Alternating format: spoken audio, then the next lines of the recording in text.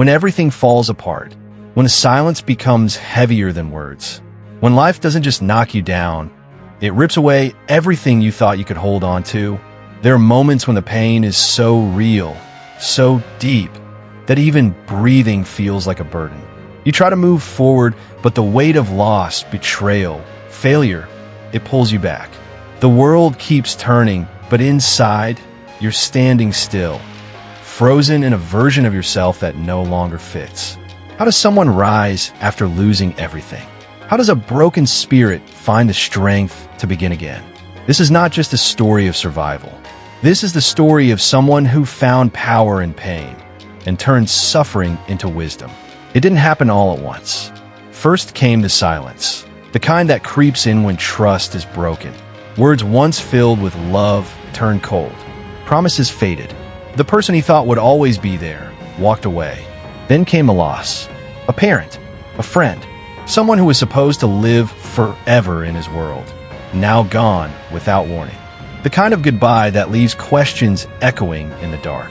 Shortly after, the job, a career built over years, gone in a single conversation. No warning, no second chance, just an empty desk and a long drive home with nothing but shame in the passenger seat. Each blow came harder than the last. He tried to stay strong, to keep a routine, to act like nothing was wrong. But inside, something cracked. The days became heavy. The nights unbearable. Sleep turned to struggle. Meals became silent rituals of going through the motions. There were moments of anger, sharp, directionless, burning from within. Anger at others, at life, at himself. Regret, confusion, guilt. They came in waves, crashing without mercy. He stopped reaching out, stopped answering calls. The world outside felt distant. His body was there, but his mind drifted somewhere else, a place where hope had no home. He lost control of his thoughts, his emotions, even his sense of time. Hours passed without meaning. Days blurred. Weeks vanished. What once made sense, dreams, goals, relationships, now felt like fragments of someone else's life. And in that collapse, all that remained was the question, what now? One day, without planning, he opened a book.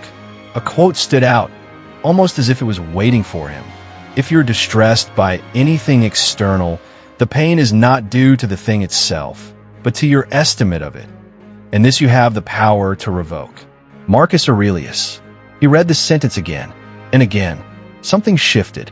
It wasn't the world that was destroying him. It was how he was meeting the world. For the first time in a long time, he felt a sense of stillness. Not comfort, not escape, but clarity. He kept reading. Another idea struck him. Simple, direct. You don't control what happens, only how you respond. These weren't just words. They were keys. Keys to a different way of living.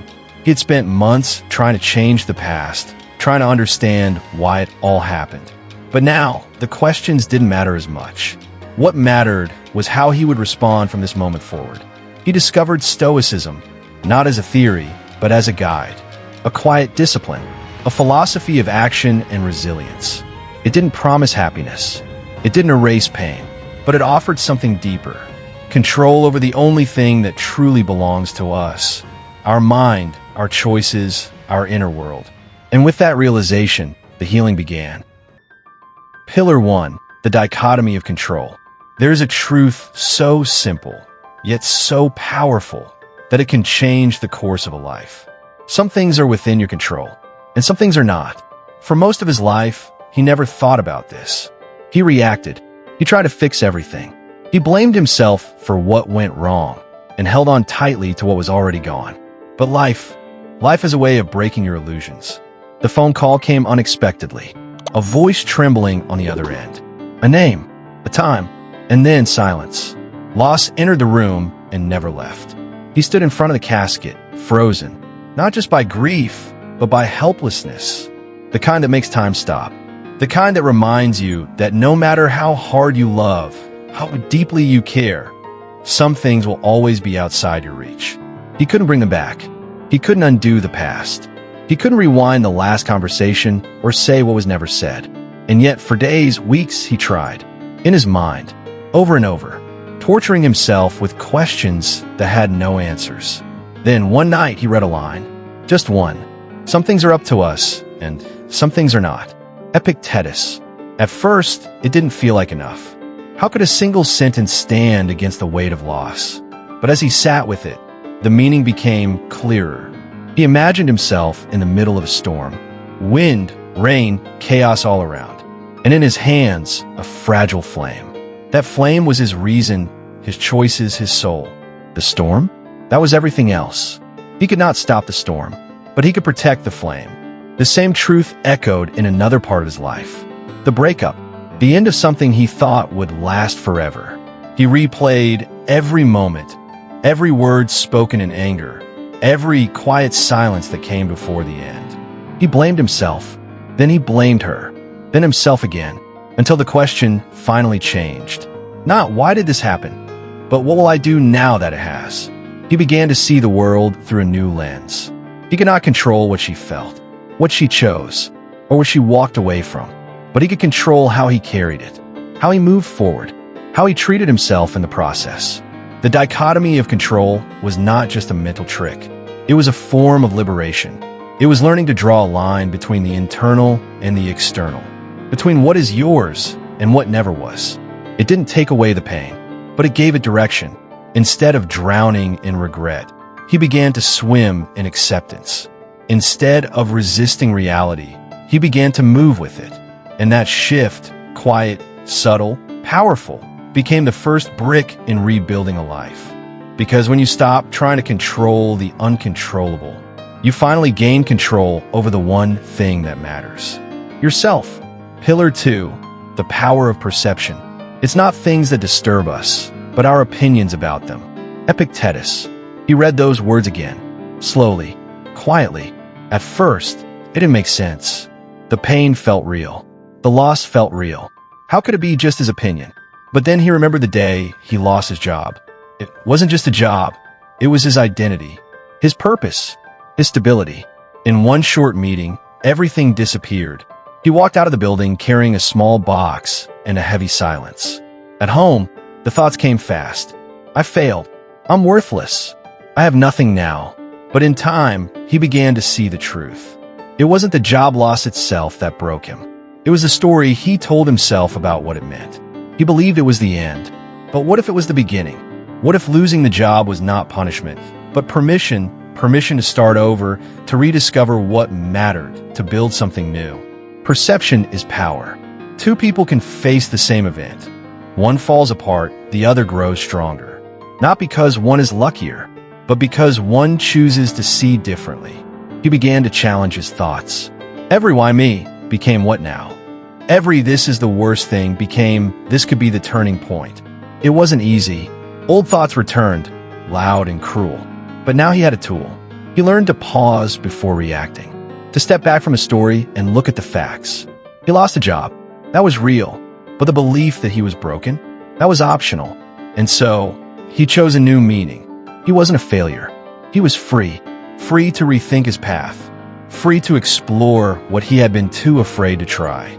Free to grow without the weight of false security. The power of perception is not about pretending everything is good. It's about realizing that your mind is not a mirror. It's a lens. You can clean the lens. You can shift the angle. You can choose what light comes through. And when you do, the world changes because you change. What once felt like the end, now looked like the beginning. Pillar 3, discipline as healing. In the aftermath of collapse, there's chaos. Not loud, not visible, but internal. Thoughts race. Sleep slips away. Days lose shape. Time blurs. He had lost so much. And now, he was losing himself. There was no plan, no map, only a sense that if he stayed still any longer, he might not find his way back. So one morning, before the sun had risen, he stood up and walked outside. No destination, no goal, just movement. The ground felt solid under his feet. The cold air stung his skin. His mind was still heavy, but his body, it remembered something, a rhythm, a will, a quiet strength. The next day, he walked again, and the day after that, and the day after that, not to escape, but to begin. It was the first habit, a single thread he could hold on to in the dark. Then came a notebook. He had no idea what to write, so he started with what he knew. I feel lost. I don't know who I am anymore. I don't want to feel like this forever. Page after page, sentence after sentence. He poured it out, not to fix anything, just to let it breathe, to give his pain a name, to give his thoughts a place to live outside his head. And then something new, silence. Not the silence of emptiness, but the silence of attention.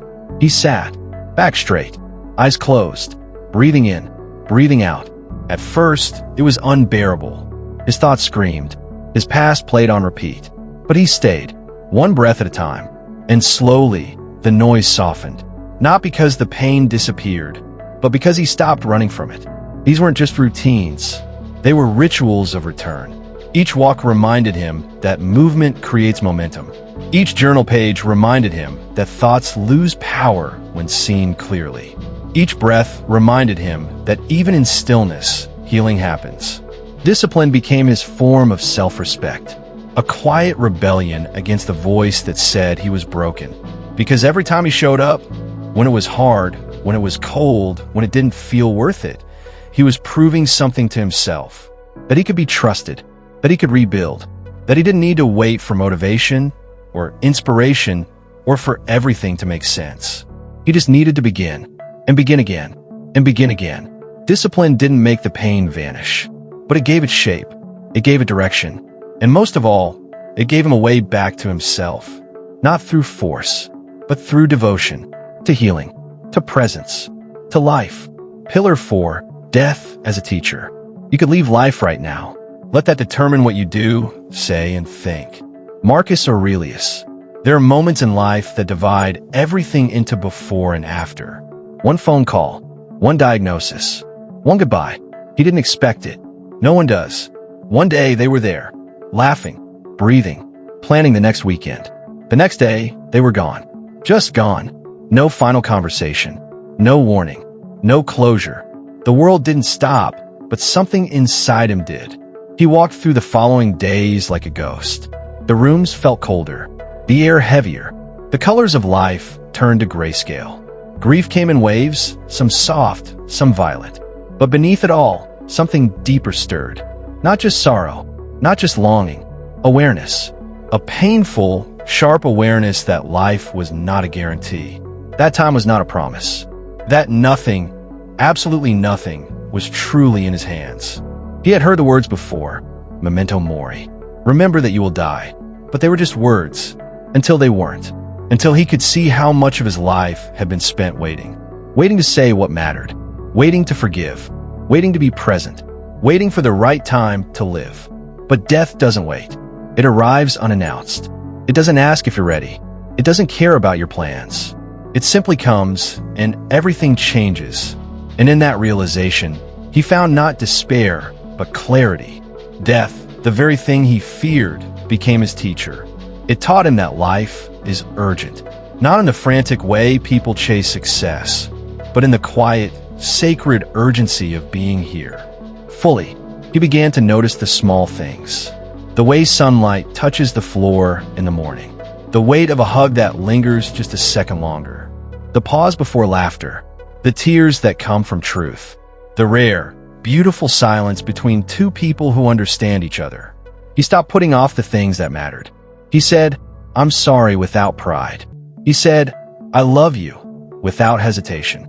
He listened with both ears, looked people in the eyes, and meant what he said. Not because he became perfect, but because he remembered that every conversation could be the last, that every goodbye could be final, that every day might be the end, or the only one that truly matters. He no longer saw death as an enemy. He saw it as a mirror, one that reflects what truly counts. Not status, not possessions, not opinions, but presence, connection, virtue, love. And so, he began to live differently. Not recklessly, but deliberately. Because when you walk through life with death beside you, you stop wasting time. You stop sleeping through your days. And you start honoring each moment, as if it were borrowed. Because it is. Pillar 5. Purpose in small actions. There was a time when he believed purpose had to be something big. A mission, calling, a grand reason to wake up each morning. But after everything fell apart, those big ideas felt distant. Too far, too abstract, too overwhelming. He was left with nothing but the next breath, the next step, the next small choice. And in those small moments, something unexpected happened. He began to rebuild, not through dramatic changes, not through sudden breakthroughs, but through quiet, consistent actions done with intention. Making a bed, cooking a simple meal, sending a message to someone who mattered, showing up on time, keeping a promise, telling the truth. He learned about virtue, not as an ideal, but as a direction. Courage was not about fearlessness. It was choosing to face the day, even when fear whispered in his ear. Justice was not about changing the world. It was treating the people around him with fairness, patience, and respect. Wisdom was not about knowing everything. It was pausing before reacting, listening more, speaking less, learning from experience, and moderation. Perhaps the hardest was learning to say no, to stop chasing what didn't matter, to find peace in simplicity. Each action, however small, became a brick. And brick by brick, he built a new life. Not one that shouted to the world, but one that aligned with his values. His truth, his center. The Stoics taught that we are never powerless because virtue is always within reach. We cannot control what life gives us, but we can control what we give back and how we show up, how we respond, how we choose to live, not once, but again and again. And so, he made a decision, not to wait for purpose, but to create it in the way he walked, in the way he worked, in the way he loved, not perfectly, but intentionally, because the purpose of life is not found in some distant achievement. It's found in the small, consistent acts of virtue that shape who we become every single day. The journey within. He didn't return to the person he used to be. That version is gone, and that's okay. He became someone new. Not because life got easier, not because the pain disappeared, but because he learned how to carry it with strength. Today, he walks with more intention. He speaks with more clarity. He breathes with more presence. He no longer fights to control the uncontrollable. He no longer fears what's uncertain. He no longer waits for the perfect moment to begin, because he understands now. The obstacle is the path. The wound is the doorway. The silence holds the truth. As Marcus Aurelius wrote, "You have power over your mind, not outside events. Realize this, and you will find strength." As Epictetus reminded, it's not what happens to you, but how you react to it that matters. And as Seneca taught, difficulties strengthen the mind as labor does the body. This is not just philosophy. It is a way of life, a way of meeting each day with courage, even in fear. A way of choosing virtue over chaos. A way of turning inward, not to escape the world, but to face it with clarity. Now the question is not about him. It's about you. Where are you in your journey? Have you been broken? Have you felt lost, abandoned, uncertain? Then you're not alone. But the question is, are you ready to change the story? Are you ready to transform pain into power, loss into wisdom, silence into strength? Because the path is not waiting for perfect timing. It's already beneath your feet. All you have to do is take the next step, closing and call to action. You don't need to change the world. You only need to change the way you see it. Because when your perception shifts, your choices shift. And when your choices shift, your life begins to change, quietly, steadily from the inside out. This journey isn't about becoming invincible. It's about becoming intentional, rooted, calm, present. The storms will still come, but now you know how to stand through them. If this video spoke to something inside you, share it with someone who might need this message too. And if you're ready to walk this path of self-mastery, subscribe and join the journey. One thought, one choice, one day at a time.